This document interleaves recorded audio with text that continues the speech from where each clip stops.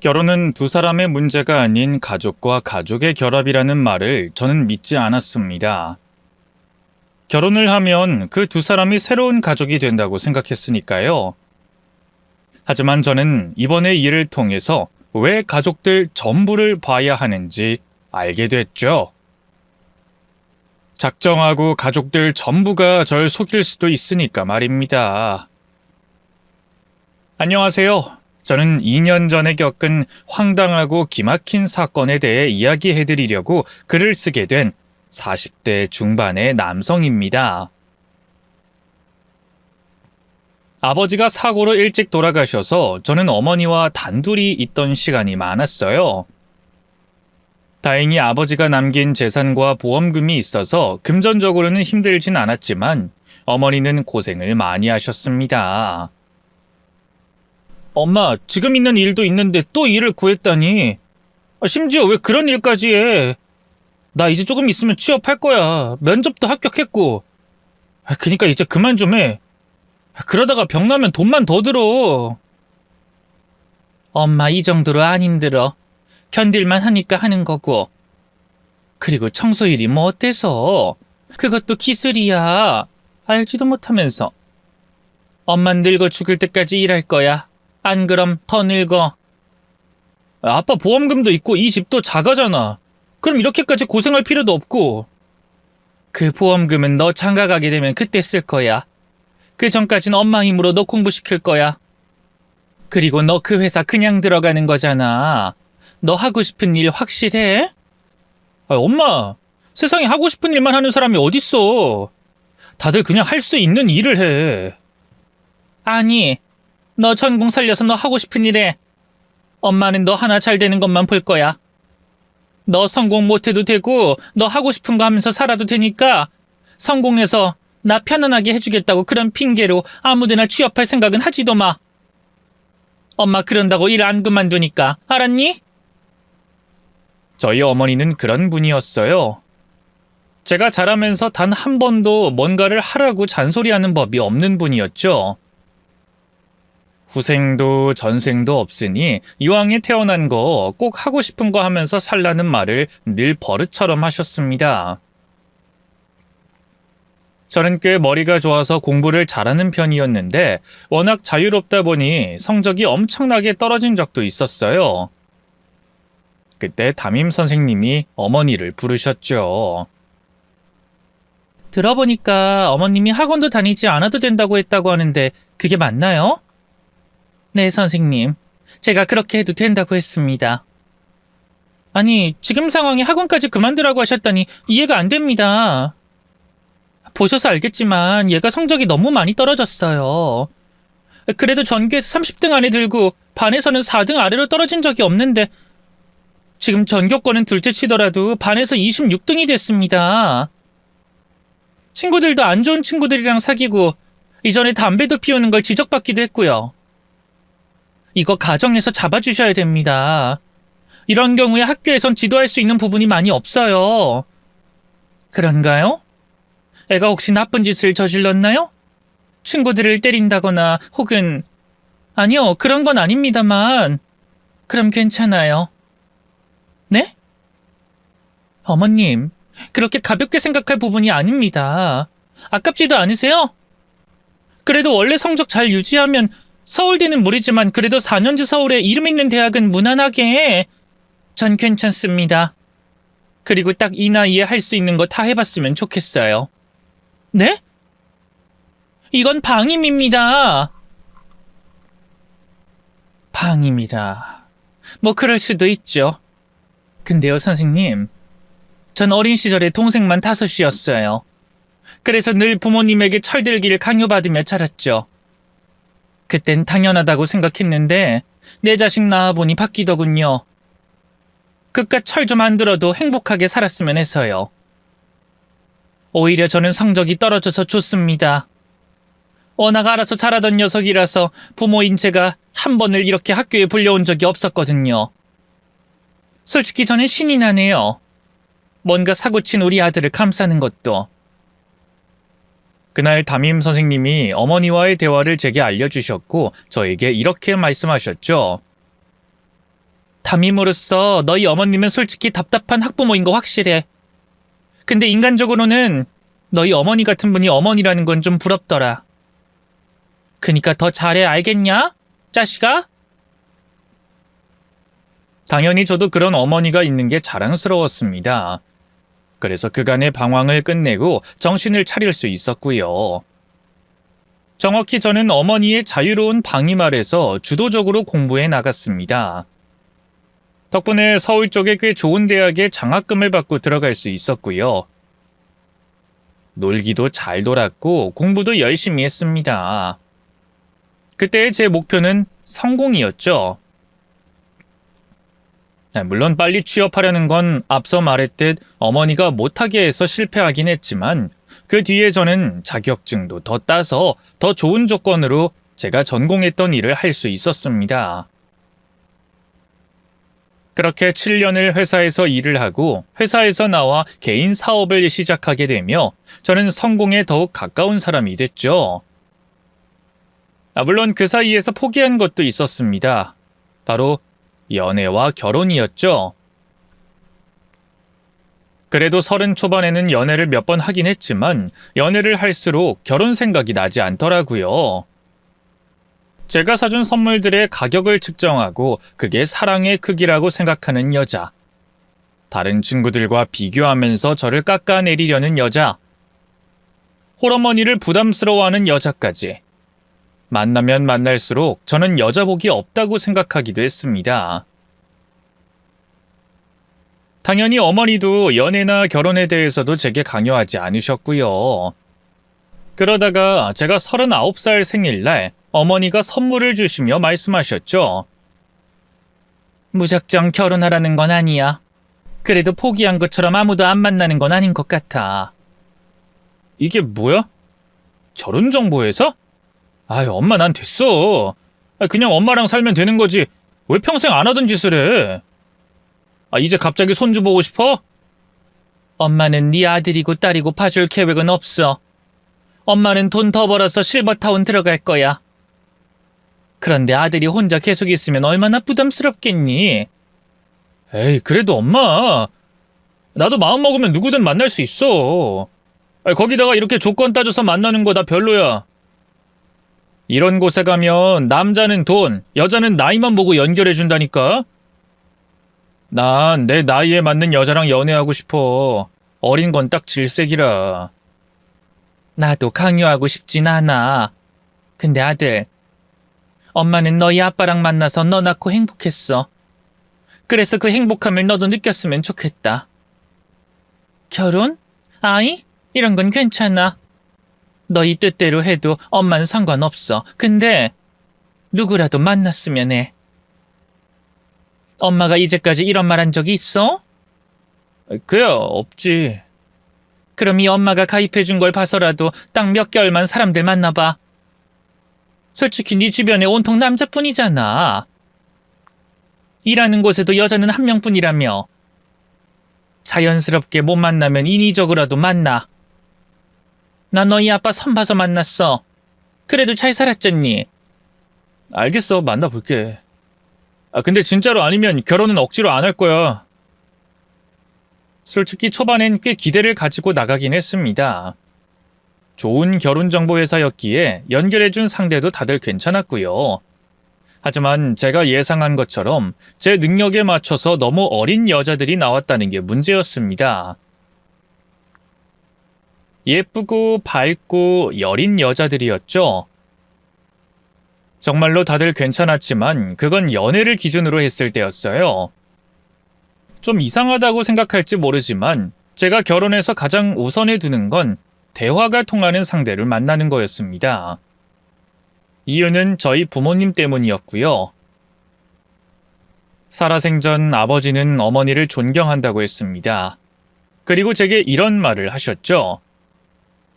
네가 훗날 결혼을 한다면 꼭 대화가 잘 통하는 사람을 만나라. 아빠랑 엄마처럼요? 그래. 웃긴 이야기를 했을 때 웃는 시점이 같고 화가 났을 때도 분노하는 시점이 같은 그런 사람과 만나야 함께 웃고 울고 대화도 할 수 있어. 예쁘면 더없이 좋겠지만 세월은 흐르니까 언제까지 예쁘진 않아.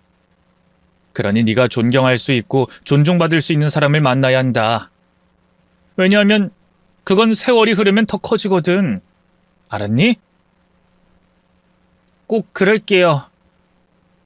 그때가 아무것도 몰랐던 중학교 시절이었는데도 유독 그 말은 토시 하나 빠뜨리지 않고 기억하고 있었습니다. 그리고 저는 늘 그런 사람을 기다렸죠. 하지만 결혼정보회사에서 연결해준 여자들은 희한하게도 저와 대화가 통하진 않았어요. 긴장돼서 그런 걸지도 모른다고 생각했지만 후회의 만남 역시 즐겁지 않았죠. 그렇게 격주로 만남을 이어갔지만 별다른 소득이 없었어요. 그러다 결국 주선이 거의 끝나갈 무렵에 한 여자를 만나게 됐습니다. 갑자기 일이 바빠져서 약속 시간이 30분이나 흐른 뒤에야 생각이 났죠.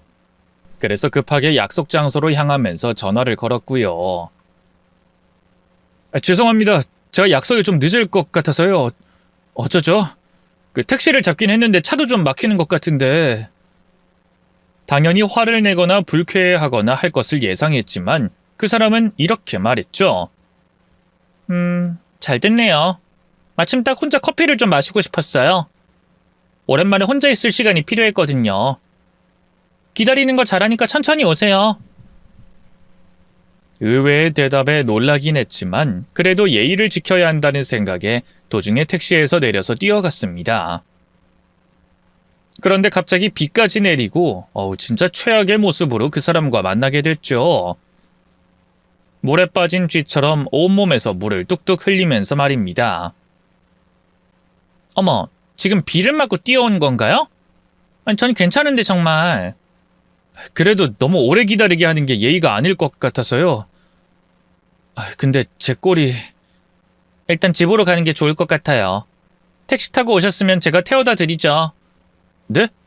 저를요? 차가 좋은 차는 아니라 승차감은 떨어져도 대신 물을 뚝뚝 흘려도 티는 안 날 거예요. 그 사람의 차는 구형 마티즈였어요. 제가 고등학교 때 봤던 그런 차였으니 정말 오래된 것 같았죠. 삐걱거리는 소리가 나는 문에 덜컥거리는 와이퍼에 차는 언제라도 멈출 것 같이 위태로워 보였어요. 하지만 그 사람은 정말로 편안하게 운전했고 그 차에서 흐르는 음악도 좋았습니다. 빗소리에 어울리던 차분한 음악은 굉장히 오래된 발라드였는데 모두 제가 좋아하는 음악들이었고요. 지니 씨가 이 노래를 좋아해요? 진짜 오래된 노랜데.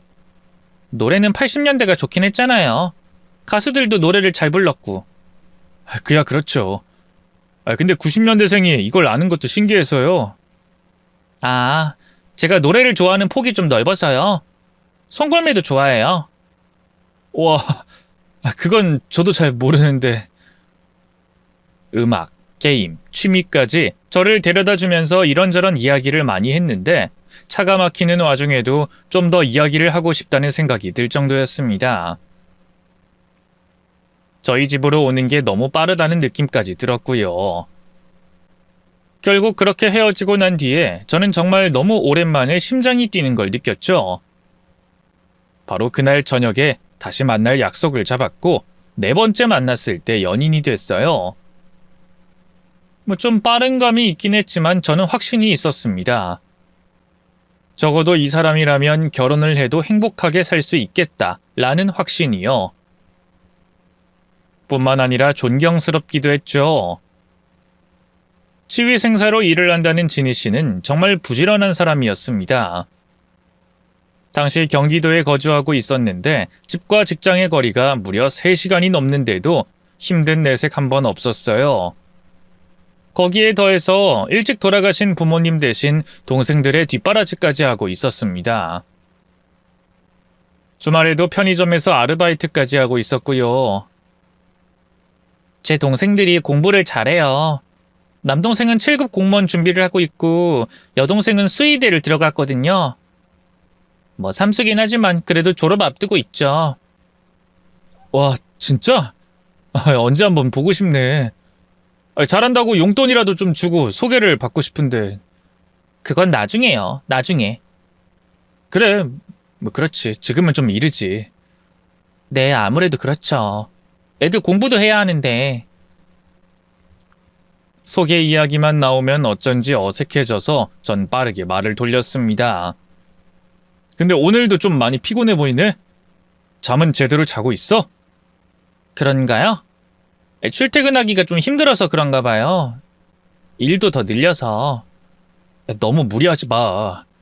동생들도 좋지만 진이 네 몸도 신경 써야 하잖아. 이건 좀 내가 우리 엄마한테 하는 말 같긴 하지만 그래도 몸 챙겨야 해. 걱정해줘서 고마워요. 저도 노력해 볼게요. 결혼에 대한 확신도 있었고 모든 조건이 완벽했지만 어쩐지 계속 저와 선을 긋는 느낌이 강했어요. 바쁘다는 건 알았지만 가족들이나 친구들도 보여주지 않았죠. 거기에 더해서 일을 어디서 하는지조차 알려주지 않았고 대충 어디 지역인지만 말하는 정도였어요. 심지어 한 번은 말할 법도 한데 저에게 고민을 털어놓거나 힘들다는 내색을 하지 않으려고 해서 답답하기도 했습니다. 그래서 이 일을 어머니와 상의했어요. 자세한 내막은 말하지 않았고 대충 형편 정도만 이야기했죠. 3시간 걸리는 거리를 지하철로 오가고 동생들까지 돌본다고? 아우 저런. 어린 나이에 대단하네. 꼭 어릴 때 날 보는 것 같아. 그치? 나도 엄마 생각이 먼저 나더라. 진짜 힘들 거야. 공무원 준비하는 동생에 대학 다니는 동생까지 있으니까. 엄마도 엄청 힘들었지. 엄만 5이었잖아. 아니 요즘엔 더 힘들지. 숨만 쉬어도 나가는 게 돈이니까. 그래도 내 시대에는 대학을 안 보내도 됐고 저축하고 잘 모으면 집이라도 살 수 있었지. 지금은 그게 되니? 그니까 무엇보다 일 끝나고 편의점 하는 건 좀 아니지 않아? 그거라도 그만두라고 하는 게 좋지 않을까? 어머닌 제 말에 살짝 고민하더니 말씀하셨습니다. 함부로 하지 말라는 말 하는 거 아니야. 난 잔소리도 자격이 있다고 생각해. 말로는 누가 공자를 못하겠니? 옳은 소리 당연한 소리 하면 그게 공자지. 건강이 우선이다. 바르게 살아라. 말이야 쉽지. 그래서 엄마는 잔소리할 땐 자격을 갖춘다. 너한테도 그랬고.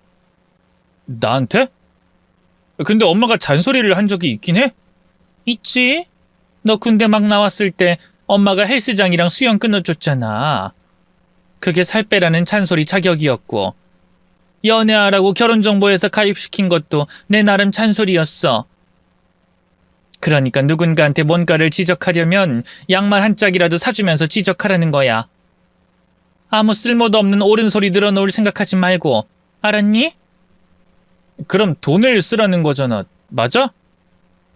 그래. 확신이 있으면 그 정도도 못해? 그래도 돈 거래가 오가는 건 엄마도 별로라고 하지 않았어? 원래 결혼은 서로 부족한 걸 채워주는 거야. 돈이 부족하면 돈을 채워주는 거고 그걸 아깝다고 생각하면 결혼도 못해. 네, 그럴게요. 역시 우리 엄만 진짜 최고. 좋은 여자라면 아끼지 말고 잡으라는 어머니의 조언에 제가 준비한 것은 바로 오피스텔이었습니다.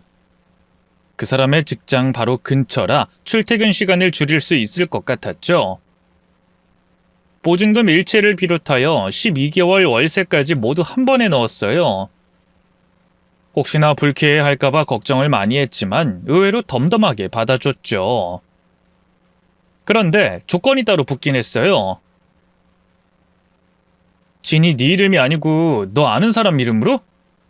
그래도 보증금인데 좀 그렇지 않아? 계약자를 차라리 나로 하는 게 나으려나?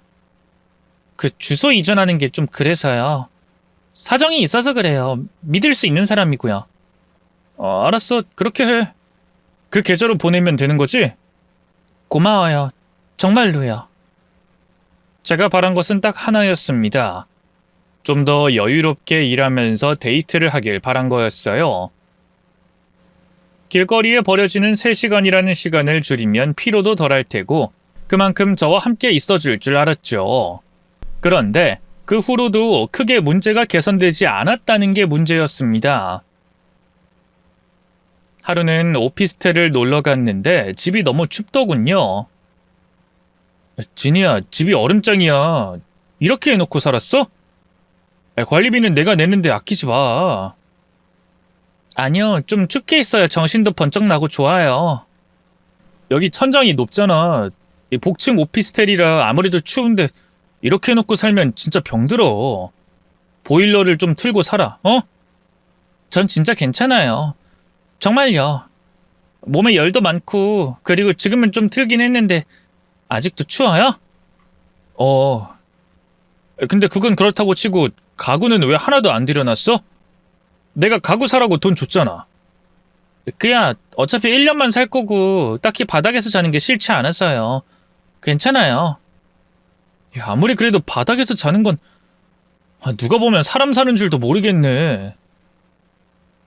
오피스텔은 입김이 눈에 보일 정도로 추웠고 가구 하나 없어서 이야기를 하면 화장실처럼 목소리가 울릴 지경이었어요. 거기에 더해 일회용기 햇반 플라스틱을 밥그릇으로 쓰는가 하면 양파망에 쪼개진 비누를 넣고 쓰기까지 했죠.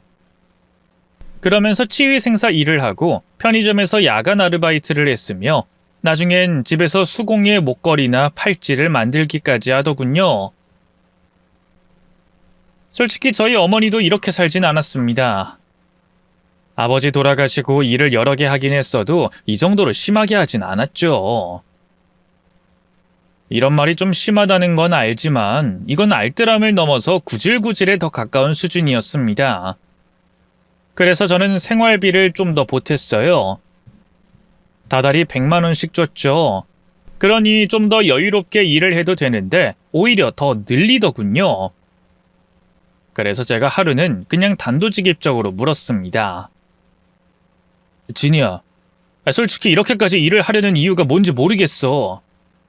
물론 돈이야 많이 들겠지. 동생 둘을 돌봐야 하니까. 하지만 내가 계산을 아무리 해도 학비, 생활비에도 이 정도로 일을 할 수준은 아닌 것 같아. 그리고 나도 돕고 있잖아. 생활비가 부족해서 그래? 저도 결혼을 준비하려면 돈을 더 모아야 하니까요. 아무리 제 형편 사정 다 안다고 해도 결혼 준비는 달라요. 어느 정도 준비를 한 상태로 가는 게 예의고요. 아니, 우리 엄마도 다 알고 있다니까? 너한테 그런 거 바랄 뿐도 아니고. 아니요, 그건 예의가 아니에요. 애초에 전 그렇게 결혼하고 싶지 않고요.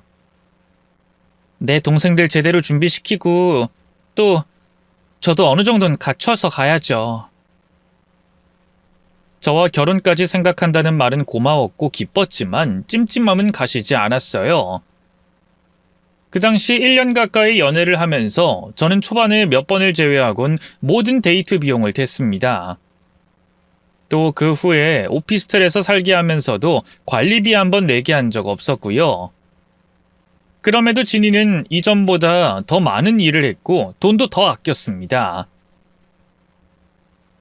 상식적으로 이게 말이 되나 할 정도로 너무 심했어요. 매일 같은 옷을 입는 게 안쓰러워 옷을 사주면 그걸 도로 가져가서 돈으로 바꿔오는 일도 있었을 정도였죠. 또 1주년 선물이라고 준 목걸이도 어디에 팔았는지 하고 다니지도 않았고요. 그러니 이게 단순히 동생 뒷바라지로 보는 게 한계가 있었던 겁니다. 그런데 생각하지 못한 문제가 터졌어요. 바로 어머니였죠. 진이라는 애랑 결혼하지 않으면 안 되겠니? 엄마가 그런 말을 해? 아니, 왜? 엄마도 이런 거 싫다. 너도 알겠지만. 근데 걔 뭔가 숨기는 게 있는 것 같아서 그래. 가난한 거? 좋아. 부모님 일찍 돌아가신 것도 괜찮다. 어린 동생들 돌보면서 열심히 사는 것도 너무 좋지. 하지만 사람이 진실되지 못한 건 엄마도 반대야. 엄마, 그 사람 절대로 그럴 사람 아니야. 엄마는 잘 모르잖아. 한 번 봤고. 2번 봤어. 언제? 내가 소개시켜줬을 때 말고 또 따로 봤다고? 그래. 내가 너한텐 따로 말 전하지 말라고 했어. 뭐 때문에 만났는데? 결혼 준비 슬슬 시작하게 될 것 같아서 내가 따로 불러서 돈을 좀 줬어. 너한테 그래서 말하지 말라고 한 거고.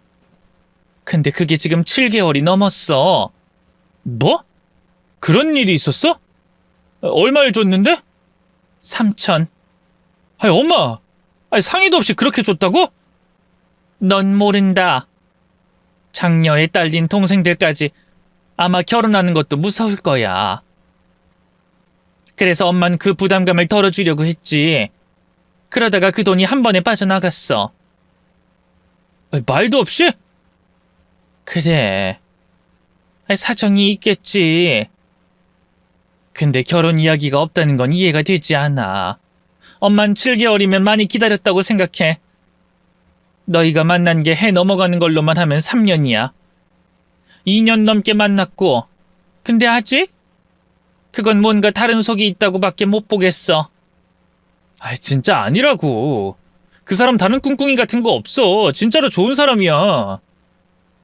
혹 너 혼자만 결혼하고 싶은 건 아니고? 그건 아니야. 동생들은 소개받았니? 그야 워낙 바쁘니까. 봐. 그러니 엄만 반대야. 엄마! 일단 그렇게 알아. 물론 네 인생이니 내가 뭐라고 하진 않을 거다. 하지만 엄마는 축복은 못해. 너도 다시 생각하면 좋겠구나. 저도 그때는 어머니의 의견에 어느 정도는 동조를 했습니다. 하지만 도저히 헤어지자는 말은 할 수가 없었어요. 결심을 했다가도 그 사람과 있는 짧은 시간이 너무 좋았고, 이런 사람을 놓치면 다시 누군가를 못 만날 거라는 두려움도 있었죠. 무엇보다 저는 단 한 번도 그 사람과 싸운 적이 없었어요. 특히 2주년 기념으로 제가 반강제로 여행을 제안했을 때 없는 시간을 겨우 빼서 그 사람도 함께하기로 했었어요. 그런데 막상 바로 전날에 약속을 취소한 것은 저였습니다. 거래처에 문제가 터지는 바람에 도저히 상황이 안 됐죠. 제가 상황을 설명했고 미안하다고 했을 때 그 사람은 이렇게 말했습니다. 괜찮아요. 저도 마침 바쁠 예정이었는데 오히려 잘 됐네요. 나 때문에 연차까지 냈잖아. 내 시간에 맞춰준다고. 진짜 미안해. 내가 고집부리고 내가 억지로 가겠다고 했는데 막상 약속을 깨서 정말로 미안. 왜 그게 미안해요. 나도 덕분에 쉬게 됐는데. 약속을 깼지만 피해도 입지 않았고 나쁘지 않다면 그럼 미안할 필요 없잖아요. 그렇죠? 분명히 한 번 정도는 화를 낼 만한데 그 사람은 그런 적이 없었죠. 늘 저를 먼저 배려해주고 이해하려고 했으니까요. 때문에 약간 이상하고 좀 불만스러운 부분도 그냥 넘어간 겁니다. 이를테면 가족들을 소개해주지 않는 것이나 결혼을 자꾸 뒤로 미루려는 건 모두요. 그런데 연애가 3년이 가까워질 무렵 그 이유를 알게 됐죠. 가족들이 저와의 결혼을 반대했기 때문이라는 걸 말입니다. 저는 기분도 불쾌했고 오히려 동생들을 더 안 좋게 보게 됐죠. 제가 나이가 좀 많은 것을 빼면 딱히 반대할 이유는 없어 보였습니다. 그러니 자신들을 뒷바라지해 줄 사람이 없어지는 걸 막으려고 반대한다고 생각할 수밖에 없었죠. 하지만 차마 동생을 위해서 헌신하는 그 사람에게 그런 말을 하진 못했어요. 그래서 어머니의 반대에도 불구하고 결혼을 밀어붙이기 시작했습니다. 거기엔 이기적인 동생들에게서 벗어나게 만들겠다는 생각이 포함돼 있었고요. 그런데 의외로 진이도 절 따라줬습니다. 계속 어두운 얼굴을 하고 고민을 많이 하긴 했지만 결혼을 하고 싶다는 마음은 같았죠. 물론 어머니는 결혼식 날까지도 반대를 하셨어요. 그 아이 동생들은 진짜 안 올 거라니? 상견례는 그렇다고 치더라도 이게 말이 되는 상황이라고 봐? 엄마는 좀 이해해줘. 그 동생들이 진이를 이용하는 것 같아서 그래. 애초에 결혼 반대하는 것도 이상하잖아. 평생을 자신들을 위해서 살아온 사람인데. 아들, 내 동생들 5을 난 먹이고 입히고 공부시켰어. 그런데도 내 동생들은 나한테 이렇게 한 적이 없다. 상견례에 불참한 건 그렇다고 하더라도 이건 아니야. 그니까 더더욱 벗어나게 해줘야지. 넌 왜 하나만 알고 둘은 몰라? 너 정도면 돈도 있고 괜찮은 조건이야. 근데 정말 누나 언니를 물질적으로 이용하려는 동생들이었으면 여기 참석했겠지. 근데 참석을 안 한 건 다른 이유가 있는 거라고. 알겠니? 결혼식을 올리면서도 어머니의 그 말은 제 머릿속을 빙빙 돌더군요. 결혼을 하면서도 내내 어두운 표정이며 뭔가 말을 하려고 하다가도 멈추는 모습들까지 더해지면서 제 의심은 더해졌습니다. 신혼여행을 갔을 때도 생각은 딴 곳에 있는 것 같았고요. 그렇게 날이 저물고 호텔 지하에 있는 바에서 술을 한 잔 함께 마셨습니다. 그런데 아내가 어딘가를 계속 의식하고 있는 게 보였어요. 뒤를 살짝 보니 혼자 와 있는 남자가 우리 쪽을 보고 있었죠. 젊고 말끔한 얼굴을 한 남자의 눈빛이 뭔가 찜찜하더군요. 진이야, 저 사람 아는 사람이야? 네? 무슨 소리예요? 그냥 같은 한국 사람 같아서 잠깐 본 건데요. 아, 그래? 한국 사람이라는 게 티가 나? 여기 일본이라서 난 모르겠는데. 그 한국인들은 패션이 비슷하잖아요. 일본이랑 헤어스타일도 다르고 딱 보면 알죠. 어색하게 얼버무리던 게 너무 이상해서 불쾌함에 저는 술을 들이켰습니다. 그런데 거기에 대고 아내는 또 이상한 말을 했죠. 우리 혼인신고 말인데요. 좀 늦게 할 수 없을까요? 동생들이 허락해주고 그 뒤에요. 그게 무슨 말이야? 아직도 동생 이야기야? 그건 이미 결혼하기로 했을 때 결정했잖아. 우리 결혼 반대한다며. 그래도 제 유일한 핏줄인데. 답답하다. 진짜 언제까지 그렇게 동생들만 챙길 거야? 이미 성인이잖아. 자기 앞가림 정도는 할 수 있는 나이 아니야? 이 정도면 충분히 도왔잖아. 내가 본 것만 3년이야. 솔직히 그렇게 도왔으면 두 사람 다 양심이 있어야지. 지금 내 동생들한테 양심 없다고 했어요? 왜 함부로 그렇게 떠들어요? 아니, 난 일반적으로... 일반적? 내가 이상하다는 말을 하고 싶어서 그래요? 그런 거예요? 이상하면 왜 결혼했어요? 일반적인 여자랑 결혼하지? 진이야, 난 그런 뜻이 아니라... 그런 뜻이 아니면 뭔데요? 이제 결혼했으니 그런 말도 함부로 해도 된다고 생각해서 그래요? 다른 건 몰라도 각자 가족은 건드리는 게 아니죠. 저는 그날 처음으로 언성을 높이는 그 사람의 모습을 봤습니다. 한편으로는 제가 잘못을 했다고 인정을 하면서도 다른 한편으로는 이게 본 모습이 아닌가 하는 생각까지 들더군요. 솔직히 혼란스러웠습니다. 가뜩이나 이것저것 이상한 게 너무 많은 상황인데 혼인신고까지 미루려는 것도 이상했고 계속 제게 뭔가 말을 하려다가 마는 것도 찜찜했죠. 그래서 저는 그날 좀 과음을 했습니다. 제 곁을 지키다가 그 사람이 먼저 들어가 버렸지만 남아서 더 마셨고 완전히 만취해서 호텔 룸으로 들어갔고요. 그 뒤의 기억은 없었습니다. 다만 도중에 목이 말라 깨어보니 침대 옆은 차갑게 식어 있어 잠에서 깨어났죠. 시간은 새벽 3시를 넘어가고 있었습니다. 화장실에도 보이지 않아서 호텔 로비로 슬쩍 나가서 밖을 봤어요. 혹시나 잠이 오지 않아 산책을 하나 하는 생각에 계속 기다렸죠. 그런데 그때 눈에 익은 호텔 직원이 보여서 물었습니다. 혹시 제 아내 와이프 보셨나요? 저 함께 있던. 잘 하지 못하는 일본어였지만 영어까지 동원했고 사진까지 보여줬어요. 봤습니다. 아까 옆방 남자랑 밖으로 나가던데요. 옆방이요? 네. 혼자 투숙하신 젊은 남자분이요. 한 20분 정도 됐어요. 밖으로 나가서 오른쪽으로... 순간 호텔 바에서 마주쳤던 남자의 얼굴이 겹치면서 전 빠르게 밖으로 나갔죠. 난생 처음 온 일본이라 멀리 나가지 못했을 거라고 생각하고 호텔 주변을 한 바퀴 빙 돌았습니다. 그러면서 전 아내가 계속하지 못했던 말이 혹시 다른 남자가 있다는 말은 아닐까 상상했죠.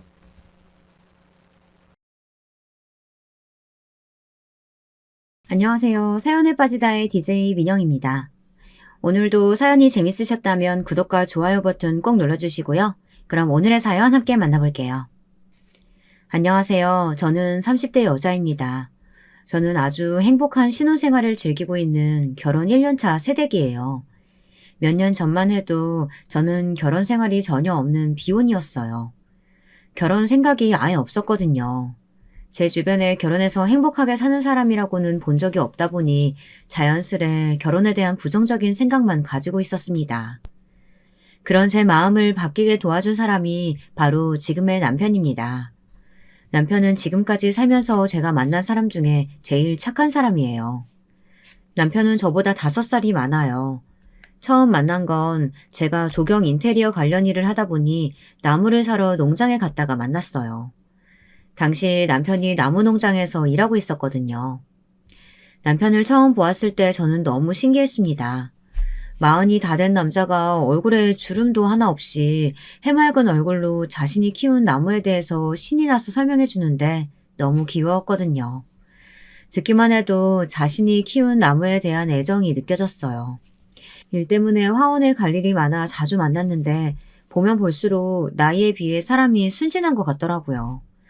사회에 나와서 그렇게 순진하고 순수해 보이는 사람은 정말 오랜만에 만난 거라 관심이 갔습니다. 저에게는 그런 면이 좋게 보였거든요. 한 번은 나무를 사러 온 까다로운 손님들 앞에서 우왕좌왕하며 당황한 모습을 보는데 답답하면서도 안쓰러웠습니다. 그럴 때마다 신경이 쓰여 한두 번 도와주다 보니 그만 부부까지 되고 말았네요. 남편은 흔히 말하는 법 없이도 살 사람이에요. 남편 이야기를 하자면 밤새 이야기를 해도 모자랄 정도로 일화가 많습니다. 대략 몇 가지만 이야기 드리자면 남편은 결혼 전까지만 해도 근무하던 농장에서 일주일에 반은 먹고 자고 했어요.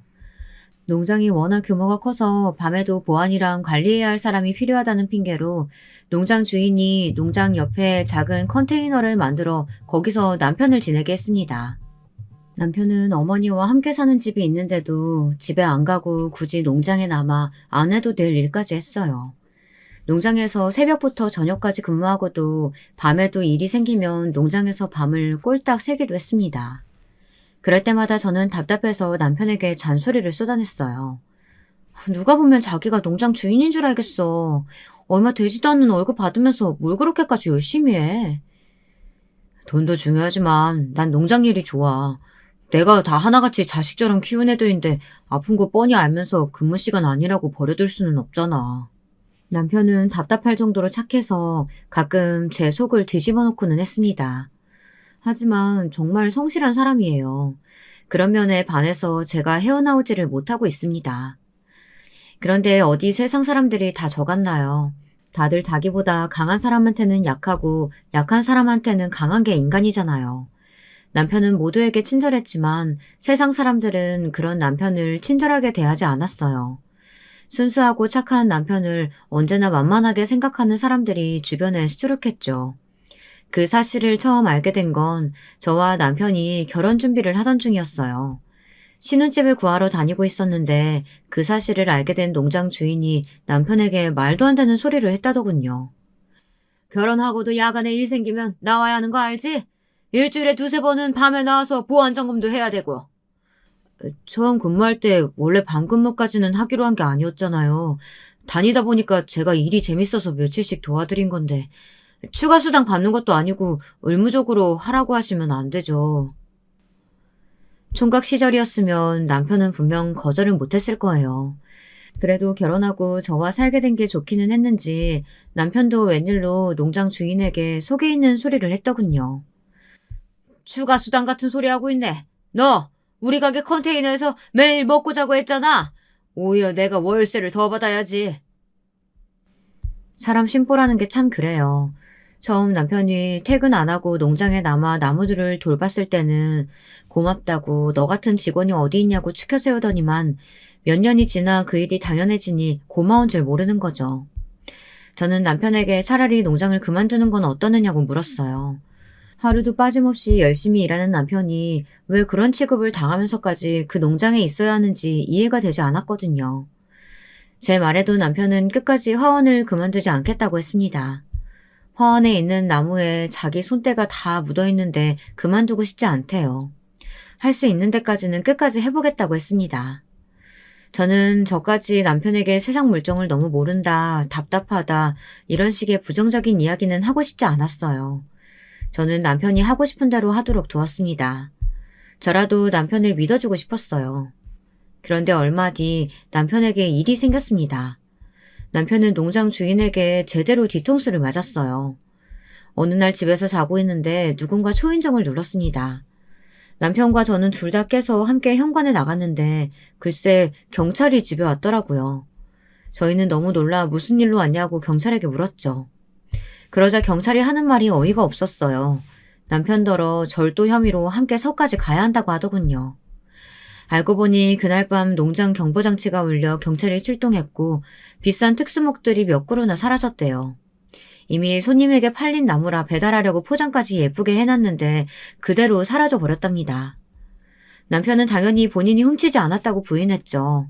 저도 말도 안 되는 소리 하지 말라고 경찰을 쏘아붙였습니다. 퇴근하고 집에 와서 내내 저와 함께 있었는데 농장에 있는 나무를 어떻게 훔치겠어요. 그런데 경찰 말이 경찰에 신고한 농장 주인이 범인을 남편이라고 지목했답니다. 농장 CCTV에 범인이 전혀 찍히지 않은 게 바로 남편이 범인이라는 증거라면서요. 우리 농장에 CCTV가 몇십 대예요. 그 많은 게 일일이 어디 있는지 아는 사람은 나랑 제 둘뿐이에요. 그 많은 거 다 피해 다니면서 카메라에 안 찍혔다는 건 저놈이 범인이라는 거죠. 농장 주인 한마디에 남편은 경찰서에 끌려가 몇 시간 동안 조사를 받았어요. 당연히 증거도 혐의도 없으니 금방 나오기는 했지만 몇 년을 함께 일한 농장 주인에게 의심을 받았다는 것 자체가 남편에게는 상처가 됐습니다. 남편은 며칠 동안 잘 먹지도 못하고 출근도 못하겠다고 하더군요. 며칠 뒤 나무를 훔쳐간 범인이 잡혔어요. 알고 보니 작정하고 농장의 고가 나무들만 훔치고 다니는 전문적인 절도범들이더라고요. 같은 피해를 당할 농장이 많아서 그 지역에서 수사 중에 잡혔더라고요. 범인이 잡혔으니 마음이 한결 가벼웠지만 문제는 따로 있었습니다. 범인이 밝혀지고 나서도 농장 주인은 제대로 사과 한마디가 없었어요. 오히려 남편 탓을 하며 큰 소리를 쳤습니다. 그러게 밤에 한 번씩 나와서 보안 좀 신경 쓰라고 그렇게 말을 했는데 신혼이라고 신나가지고 일은 다 팽개치고 해볼 줄 하더니만 도둑놈이 들만하지. 사장님, 제가 같이 일한 세월이 있어서 지금까지 꾹 참고 있었는데 애꿎은 사람을 마음대로 의심하고 도둑그룹까지 물었으면 사과부터 하셔야죠. 사과는커녕 지금 도둑 든 게 제 탓이라는 거예요? 내가 너한테 사과를 왜 해? 쓸데없는 소리 하지 말고 빨리 들어가서 일이나 해. 진작 알고야 있었지만 농장 주인은 정말 뻔뻔했습니다. 아무리 그래도 함께 일한 세월이 있는데 실수를 했으면 의심해서 미안했다고 말 한마디 하면 되는 걸 그걸 안 하고 버티더군요. 그 전까지는 일이 아무리 힘들고 농장 주인이 구박해도 남편은 단 한 번도 농장을 그만둔다는 소리를 한 적이 없어요. 그런데 이번 일은 많이 힘들기는 했는지 웬일로 먼저 일을 그만두겠다고 하더라고요. 그런 모습을 옆에서 지켜보는 것만으로도 저는 속상했습니다. 많은 유부 선배님들이 보시기에는 어떠세요? 여러분께서 제 상황이라면 그 농장에 계속 다니라고 할 수 있겠어요? 저는 도저히 못하겠더군요. 제가 이제 막 결혼한 지 얼마 안 된 새댁이라 뭘 몰라서 그러는 건진 몰라도 저는 남편이 원하는 대로 하고 싶은 거 다 하면서 살았으면 좋겠어요. 좀 힘들어도 제가 도와주고 힘이 되어줄 수 있으면 그것만으로도 행복하더라고요. 저는 언제나처럼 남편에게 하고 싶은 대로 하라고 했습니다. 친정부모님은 이런 저를 답답해하세요. 사실 제가 처음 남편과 결혼하겠다고 인사를 드리러 갔을 때도 부모님은 결혼을 반대하셨어요. 저도 예상하지 않았던 것은 아닙니다. 누구보다 제가 저희 부모님에 대해 잘 알고 있으니까요. 제 남편은 절대 저희 부모님 마음에 들만한 사람이 아닙니다. 제가 원래 비혼이었다고 말씀드렸었죠. 그 이유가 바로 저희 친정 부모님 때문이에요. 저희 친정 부모님은 두 분 다 유명 로펌에 다니는 변호사세요. 저는 어릴 때부터 유복하게 자랐어요. 동네에서 제일 집값이 비싼 아파트 50평대에 살았을 정도였죠. 더군다나 옷이며 책가방, 운동화까지 제 나이대 친구들은 흔하게 신을 수 없는 고가의 브랜드들이 옷장에 가득했습니다. 친구들은 제 속도 모르고 부모님 직업도 사는 것도 모두 다 부러워했어요. 하지만 저는 하나도 행복하지 않았습니다. 어린애한테 큰 집에 비싼 옷이 다 무슨 소용이겠어요. 매일 그 큰 집에 혼자인걸요. 형제도 없이 매일 그 큰 집에 혼자 있었어요. 어릴 때야 저를 봐주러 오시는 아줌마들이 있었지만 그것마저도 수시로 매일 바뀌어서 정들만 하면 아줌마가 바뀌어 있었죠. 저도 처음엔 외로운 마음에 집에 오는 아줌마들이랑 친해져 보려고 이모 하며 잘 따랐어요. 그런데 마음을 주고 나면 항상 떠나버리는 아줌마들을 보는 게 어린 나이에도 힘들더군요. 그래서 언제부턴 그냥 아줌마라고 불렀어요. 언제든 제 곁을 떠나도 힘들지 않게요. 어릴 때는 어떻게든 부모님과 함께 있고 싶었는데 막상 자라면서 보니 혼자 있는 것보다 더 힘든 게 부모님과 함께 있는 것이었어요. 부모님은 사이가 굉장히 좋지 않았어요. 매일 바빠서 집에 잘 들어오지도 않으시면서 어쩌다 한번 만나 같이 밥이라도 먹으면 꼭 제가 있는 앞에서 싸우셨습니다. 그냥 말로만 싸우는 정도가 아니었어요. 명색이 배웠다는 변호사라는 사람들이 툭하면 서로에게 심한 말을 하고 제가 있는데도 핸드폰이며 리모컨 같은 물건들을 던지며 싸웠죠. 한 번은 아버지가 던진 리모컨에 제가 머리를 맞은 적도 있습니다. 그런 날이면 부모님은 제게 미안해서 어쩔 줄 몰라 하시다가 아주 큰 곰인형이나 원피스를 사주곤 하셨어요. 그리고 그 다음 날이면 또 저는 혼자 집에 있었죠. 그때 생각했어요. 부모님이 다니시는 로펌이 망해서 부모님 두 분이 다 실직자가 됐으면 좋겠다고요. 그래서 단칸방에 살아도 좋으니 하루 종일 부모님이 나랑만 집에 있으면 좋겠다라고까지 생각했습니다. 그렇게 자라다 보니 저는 항상 외로웠어요. 나이가 들수록 친구나 남자친구에게 굉장히 집착했습니다. 누군가 옆에 있으면 그 사람을 독점하고 싶어 했어요. 소유욕이 강해지니 점점 집요해지더라고요. 그러다 보니 언젠가 저를 두고 다들 떠났습니다. 저에게 문제가 있다는 걸 스스로 알게 되고 나서는 차라리 혼자가 편했어요. 누군가와 함께 있으면 눈치를 보고 비위를 맞추느라 온전한 저를 보여주기가 힘들었거든요. 하지만 남편은 달랐어요. 남편과 함께 있으면 눈치도 보이지 않았고 비위를 맞추지 않아도 됐어요. 언제나 저를 존중해주고 제 곁에 있어주기 위해 노력했거든요.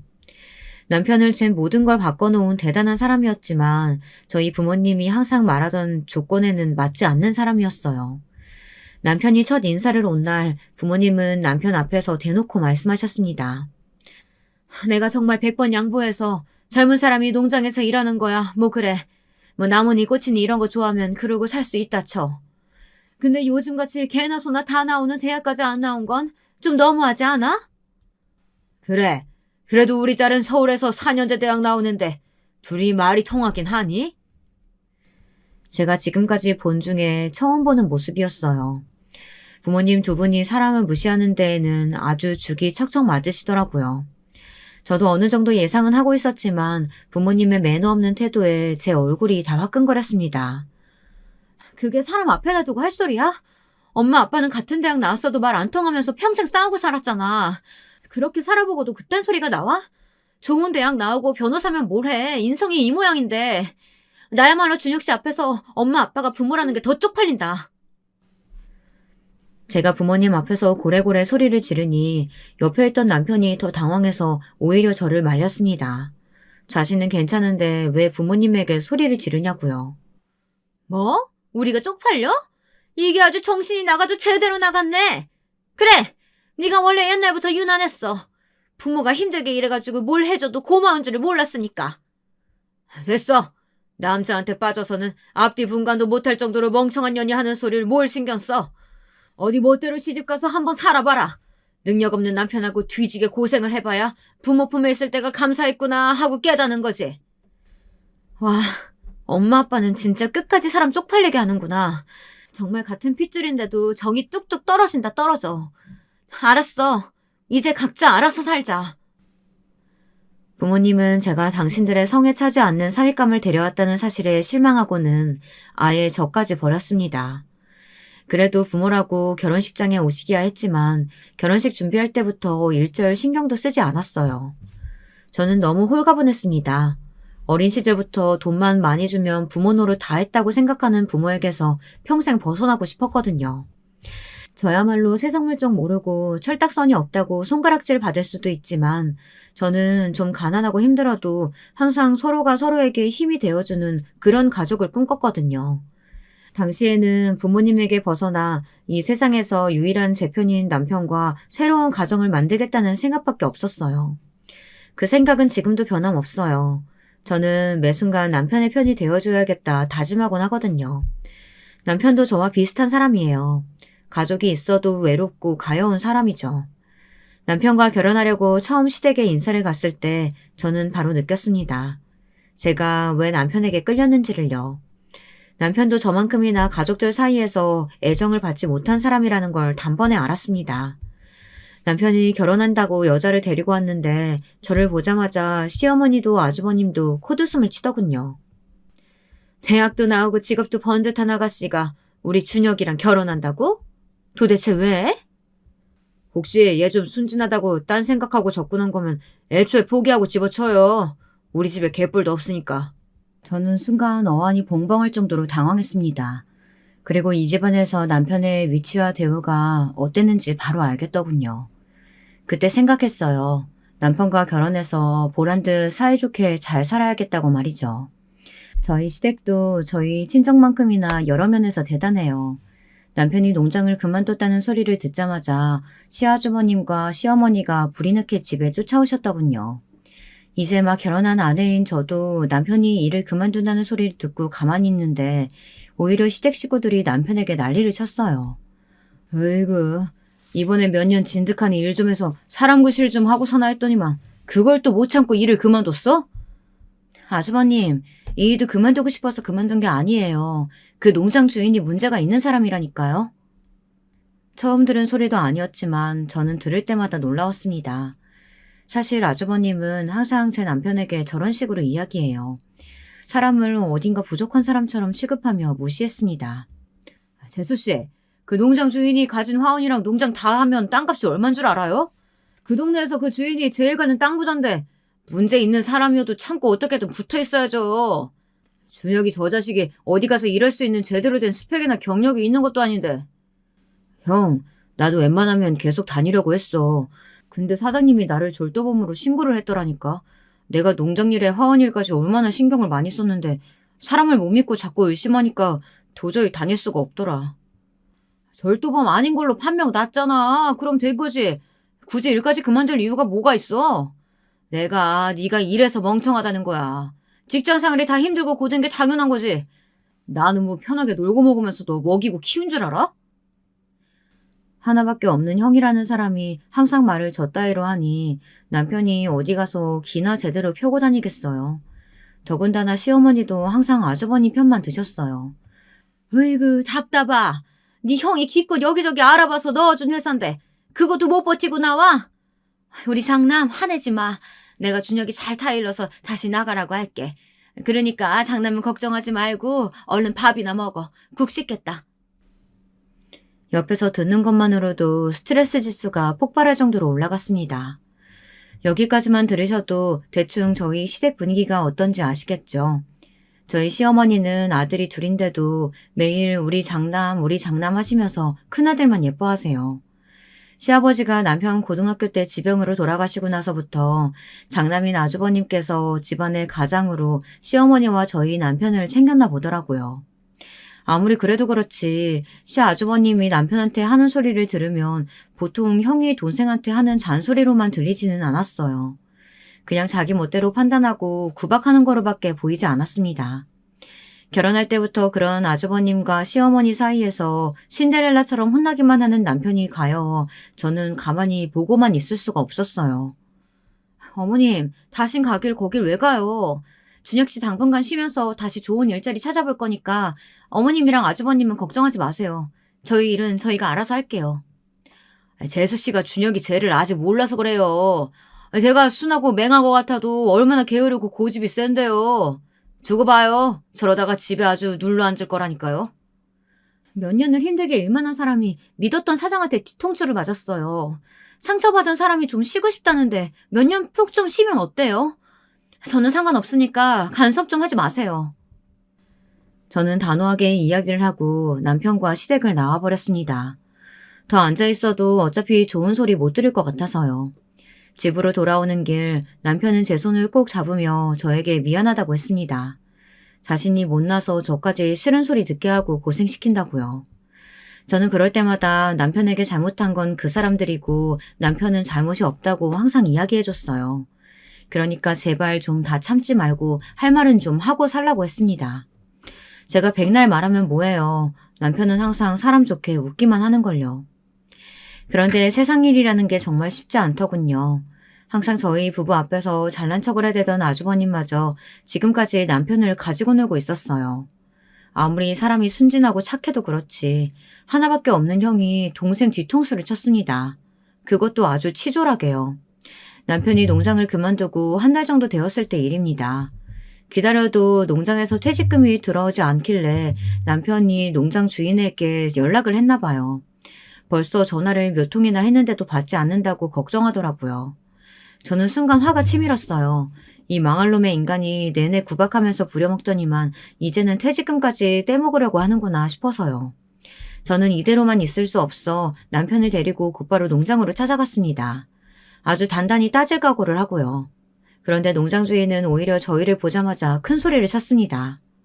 안 그래도 일손 딸려서 눈코 뜰 새 없이 바쁜데 왜 자꾸 전화질이야? 왜? 아직도 나랑 볼 일 남았어? 저도 지긋지긋해서 사장님한테 연락드리기 싫어요. 그러게 왜 제 퇴직금을 안 줘요? 남편은 오늘 내내 저와 연습한 대로 눈에 힘을 빡 주고 농장 주인에게 따졌습니다. 그런데 그 순간 농장 주인은 어이가 없다는 듯 실소를 터뜨렸어요. 이런 거지 같은 집구석을 봤나?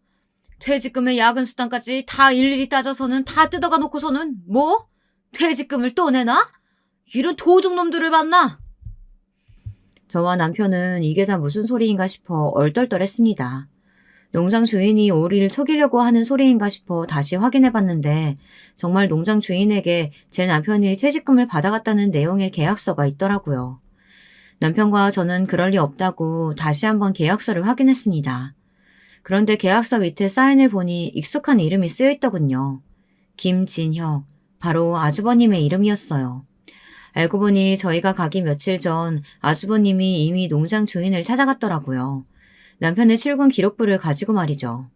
남편이 근무한 시간을 하나하나 꼼꼼하게 따지더니 퇴직금이랑 지금까지 주지 않은 근무 외 수당까지 다 내어놓으라고 했다네요. 농장 주인은 퇴직금이야 주겠지만 이미 다 지난 야간 수당을 왜 주냐고 끝까지 버텼나 봐요. 그런데도 아주버님은 순순히 넘어가지 않으셨답니다.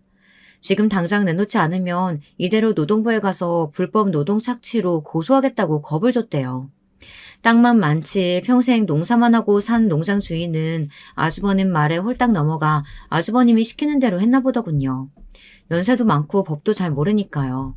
거기다가 더 어이가 없는 건 아주버님이 가져가신 돈이 퇴직금과 근무외 수당뿐이 아니었어요. 그제야 농장 주인이 말을 하는데 이 농장에 남편이 처음 들어왔을 때도 아주버님이 남편을 소개하며 월급의 20%를 자신에게 보내라고 했답니다. 네가 자기한테 생활비를 보내줘야 하는데 네가 신용불량자라서 은행 거래를 아예 못한다고 나한테 월급날 아예 따로 보내달라고 하던데? 그 순간 남편의 불끈진 주먹이 세차게 흔들리는 모습을 제가 똑똑히 봤습니다. 남편도 제 앞에서는 표현하지 않았지만 많이 놀란 것 같더라고요. 당연하죠. 믿었던 형이 지금까지 자신을 속인 건데 놀라기만 할 게 아니라 화를 내고 쌍욕을 해대도 이상할 게 없어 보였습니다. 저는 남편을 대신해 화를 내줬어요. 그걸 말이라고 해요? 준혁 씨가 힘들게 일한 돈을 물어보지도 않고 멋대로 남한테 주면 어떻게 해요? 형이 어떻게 남이야?